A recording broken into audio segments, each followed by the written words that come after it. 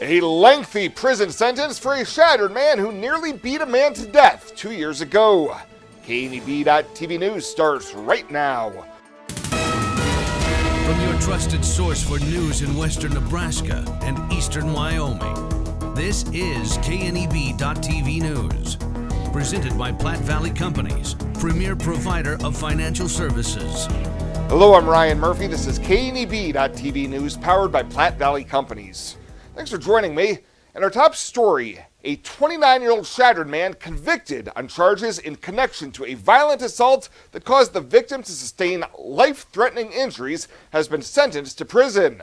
In 2021, Chadron police arrested Sean Russell for severely beating a man, as well as stealing several firearms and the victim's vehicle. In September, he pleaded no contest to 2 counts of attempted possession of a firearm by a prohibited person, which are both Class 2 felonies, and a misdemeanor charge of third-degree assault.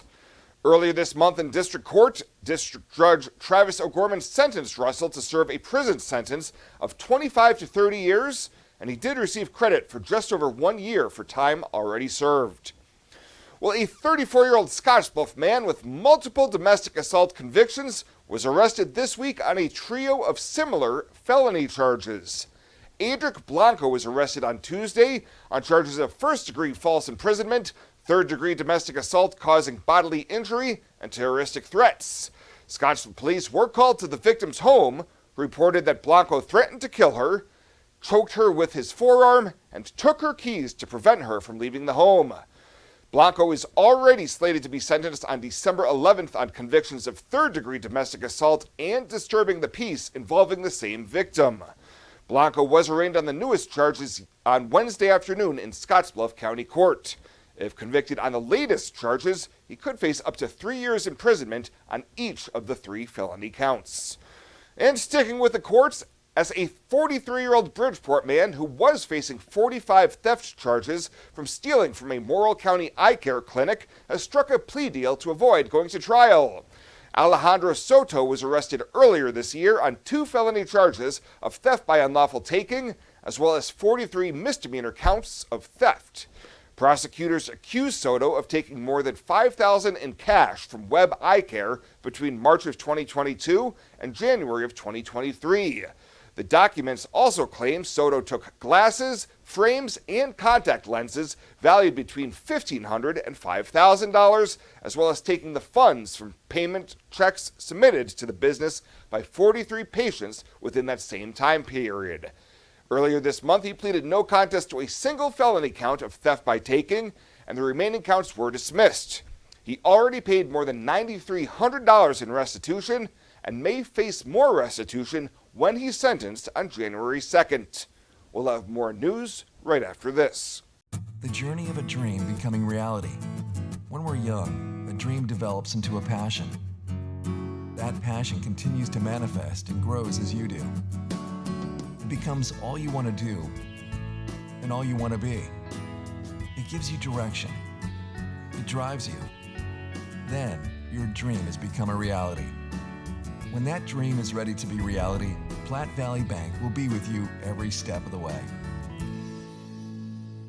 Morrill County Community Hospital and the behavioral health providers are here to help.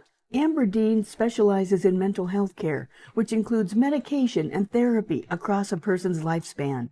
Melody Lacey helps people deal with a wide range of behavioral problems, from depression and anxiety to child psychiatry. Our dedicated team is committed to you and our community every time. At Morrill County Community Hospital, Bridgeport, Nebraska. Exceptional care right here at home. Welcome back. The Gering City Council gave approval to several bids for equipment and work needed to city property, but not without some lengthy questioning about one of the bids. The City Parks and Recreation Department asked the council to approve nearly $90,000 for a new Toro wide area mower from a Colorado firm, which was more than $20,000 higher than the bid for a John Deere mower through 21st Century Equipment. Parks Director Amy Seiler explained why staff considered the more expensive mower as the best responsible bid. Toro mowers in the past that we have used use half as much fuel as John Deere mowers. John Deere does have some newer technology, but our experience has been that we use half as much fuel with our Toro mowers versus our John Deere. We also have considerable repair costs on our John Deere mowers. We've had some pretty major issues with several of our John Deere mowers, and we believe that the Toro mower is just better fit to mow sports turfs, and we felt like this would be the best product long-term for the Parks Department. The council ultimately voted in favor of the higher bid for the Toro mower on a vote of 5-2, with Cody Bowl and Rebecca Shields dissenting.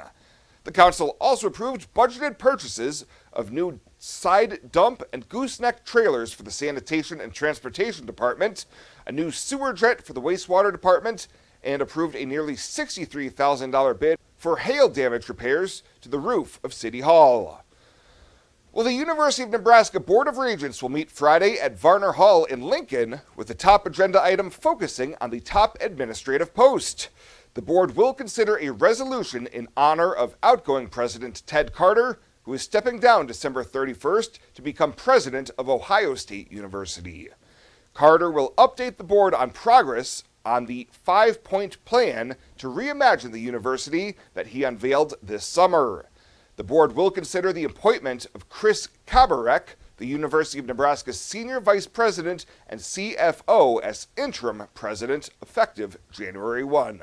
Make a great investment this Black Friday. Renewal by Anderson's awesome Black Friday event is back by popular demand. Don't wait another day. This is incredible. 20% off every window, plus a Visa gift card for up to $1,500. No money down, no interest, no payments for 18 months. Don't pay a dime until 2025. Make a fantastic investment. Act fast. This incredible offer runs from Black Friday, November 24th through December 8th only. But don't wait. Book your free estimate right now at rbawyoming.com. Renewal by Anderson's Black Friday sale is back. Culture trumps everything else. In my years, I've never worked for a company that treats people the way this one does. It is my passion for agriculture that brought me here in the first place, but not only that, there's a huge family-oriented atmosphere within the 21st Century Equipment. I love working for 21st. They found something in me that I didn't know in myself. An intern to where I'm at now is such a great opportunity, and that is what this company is about.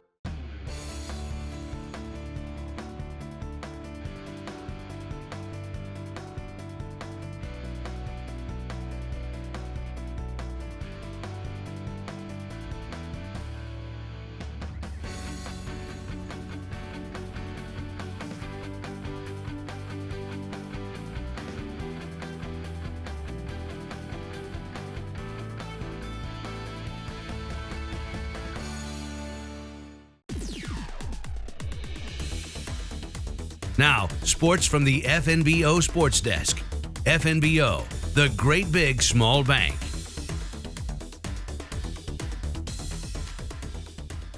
There's about to be a lot going on. We've left the window between seasons, and now the winter sports calendar set to pick up in a big way for high school sports. That'll start tonight for wrestling. Gary hosting Chadron. Scottsbluff heads to Mitchell, plus area girls grapplers today at the Hemmingford meet.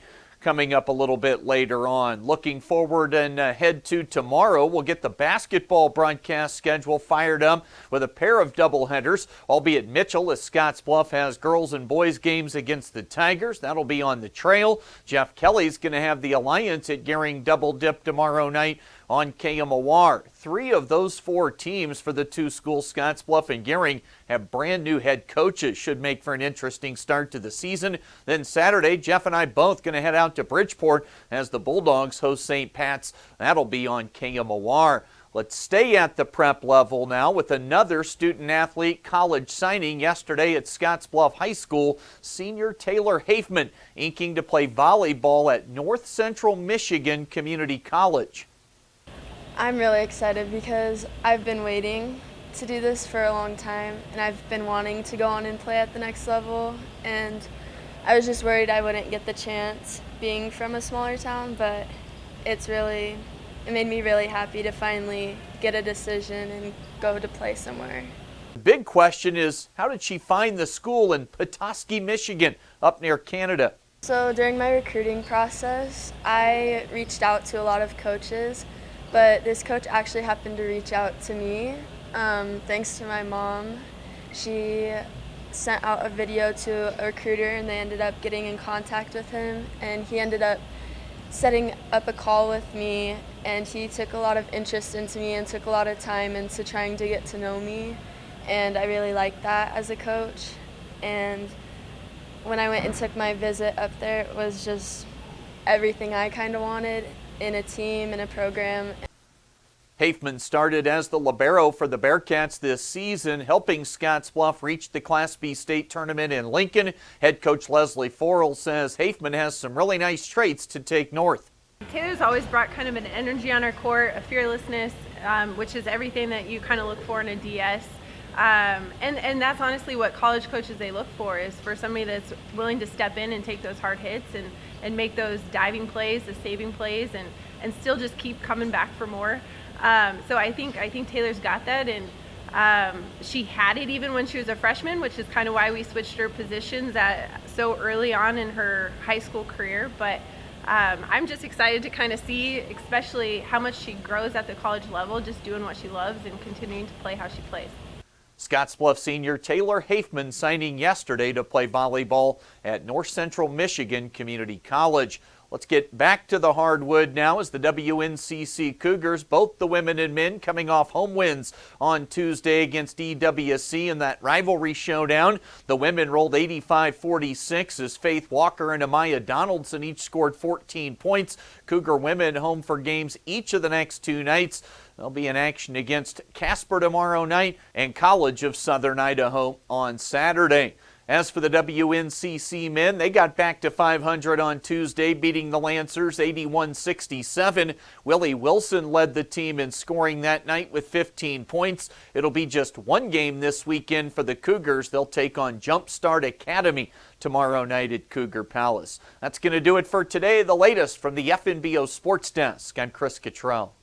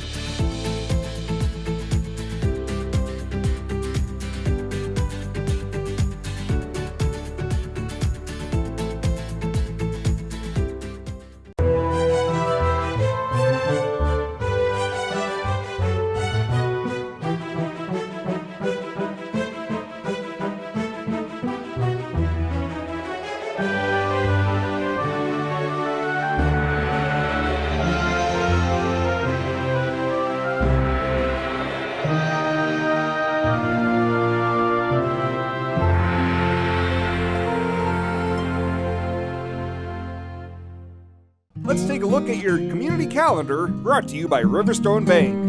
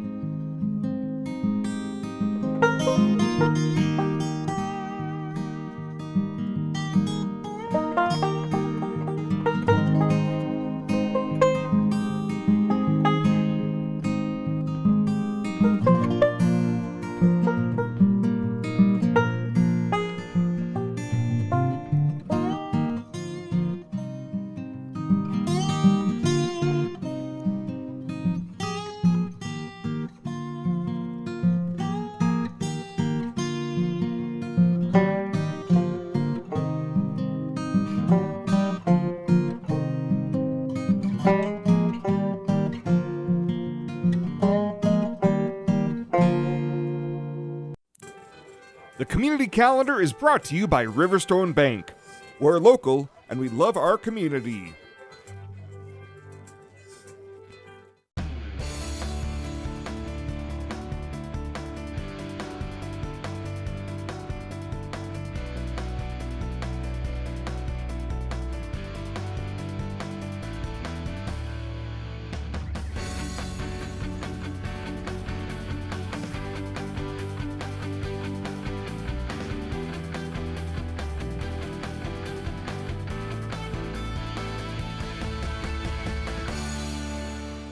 At Platte Valley Bank, we want to help you take advantage of every adventure.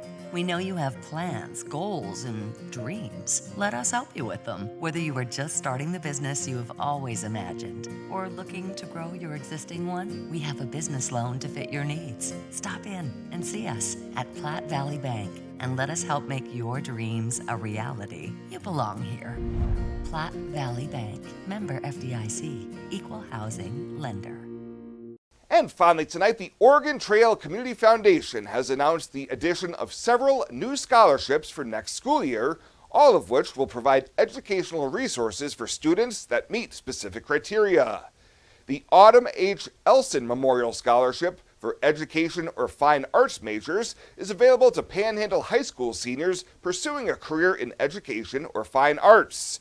The M. Joan Cromer Memorial Scholarship offers one scholarship of $4,000 annually to a low-income graduating senior from Scottsbluff County who attended a Head Start program as a child. A Hand Up Scholarship is for single mothers or birth mothers who have placed their child in an open adoption who wish to further themselves, and qualifying students may be full or part-time students pursuing a 2-year, 4-year, or trade school degree, or any kind of medical or veterinary certification required for employment. And the Shane Siegfried Memorial Scholarship is available to Bayard High School graduates attending a 2- or 4-year institution who reflect the generosity and school and community spirit that Shane exemplified. Detailed information about each of the scholarships offered through the foundation, applications, which are now found online only, can be found at otcf.org with an application deadline of April 1st. Well, that does it for us this time. Thank you so much for tuning in. Stay safe out there. We'll see you here next time.